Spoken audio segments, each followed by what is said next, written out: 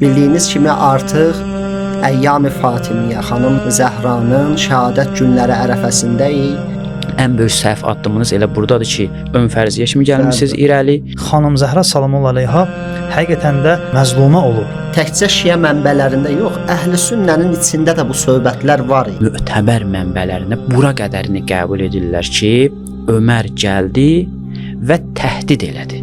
Əgər Peyğəmbər sağ olsaydı, xanım Zəhraya əziyyət eləyənlərin də ölüm hökmü verərdi.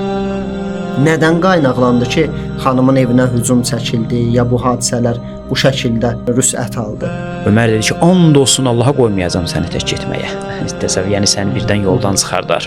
Həzrət Fatimə buyurdu, mənim qapımı yandırmaq istəyirsən? Peyğəmbərin şəhadətindən az bir müddət sonra Peyğəmbərin qızının evinə hücum çəkirlər. İbn Teymiyyə Minhacus Sünnətin Nəbəviyyə kitabında və başqa kitablarda deyir ki, Bəni Haşimin çoxu, Əbdümənaf tayfasının çoxu beyət eləmədilər və Əlinin evində yığışdılar. Xanım Zəhra burada gör nə deyir? Deyir, and olsun Allaha, deyir, siz mənə əziyyət eləmisiniz. Əgər haqq idisə və qapıya hücum məsələsi olmayıbsa, yalnız fədəkdirsə, nə üçün bunlar üzr istəməyə gəlirdilər?